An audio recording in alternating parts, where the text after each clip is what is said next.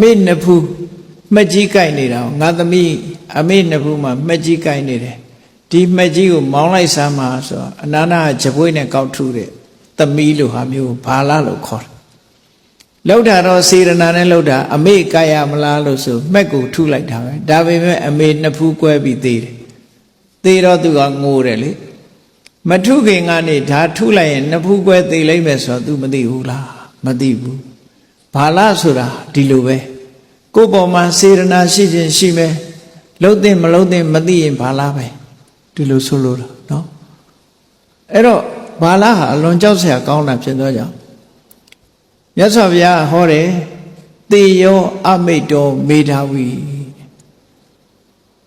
ရန်သူပဲဖြစ်ပါစေပညာရှိတာကောင်းတယ်တဲ့ပညာရှိတဲ့လူကမှဒီပညာမဲ့တဲ့မိတ်ဆွေတယောက်နဲ့ပညာရှိတဲ့ရန်သူတယောက်ဆိုရင်ဘယ်သူပဲပေါင်းလိုက်တယ်လဲဆိုရင်ပညာရှိတဲ့ရန်သူနဲ့အတူပေါင်းတာတော်သေးတယ်တဲ့ပညာမဲ့နဲ့မိတ်ဆွေကပို့ပြီးအန္တရာယ်များတယ်ဟောကြည့်လေနှစ်ဖူးကိုဒီဂျပွေးနဲ့ကောက်ထုလိုက်တာကိုယ်သမီးအရင်ကြီးပဲအဲ့ဒါလို့ဒီလိုလုပ်ရင်ဒီလိုဖြစ်မဲ့လို့မသိတာအသိပညာကဲမဲ့တယ်လို့ခေါ်တယ်ပေါ့အဲ့ဒါကြောင့်မို့လူဘဝမှာရလာတဲ့အချိန်ကစားပြီးဘာလားလို့ဆိုတဲ့အသက်ရှူုံရှူပြီးတော့အသက်ရှင်တဲ့ပုဂ္ဂိုလ်မျိုးအသိဉာဏ်လုံးဝမရှိတဲ့ပုဂ္ဂိုလ်မျိုးနဲ့မပေါင်းသင်းတဲ့ပေါင်းသင်းလို့ရှိရင်ကြီးပွားတိုးတက်မှုမဖြစ်နိုင်ဘူးအသိပညာနဲ့ရှိတဲ့ပုဂ္ဂိုလ်အသိပညာနဲ့ပြောတဲ့ပုဂ္ဂိုလ်စဉ်းစားတဲ့ပုဂ္ဂိုလ်လုပ်တဲ့ပုဂ္ဂိုလ်မျိုးသာလဲပေါင်းသင်းဆက်ဆံမှာလူလောကလူဖြစ်လာတဲ့အခါမှာဒီလို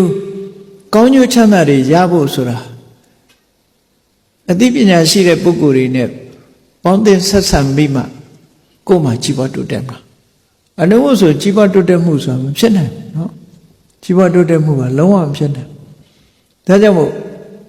မင်္ဂလာတုံမှာအစဆုံးဟောထားတာအမတန်မှအဓိပ္ပာယ်ရှိတယ်လို့ပြော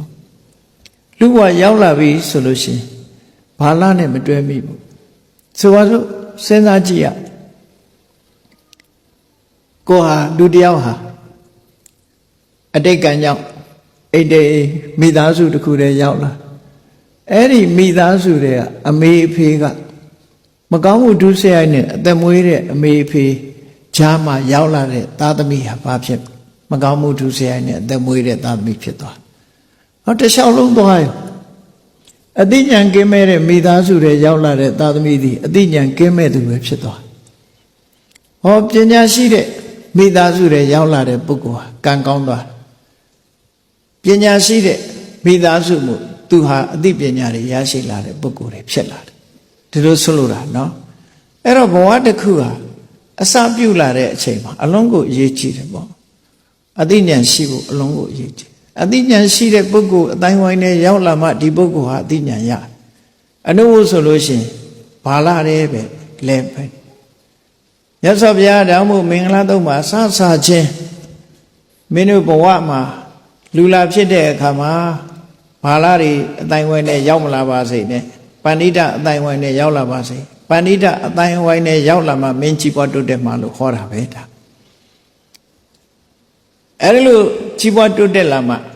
နောက်တစ်ဆင့်တက်ပြီးတော့လုံနိုင်တာပူဇာစပူဇာနေရတာ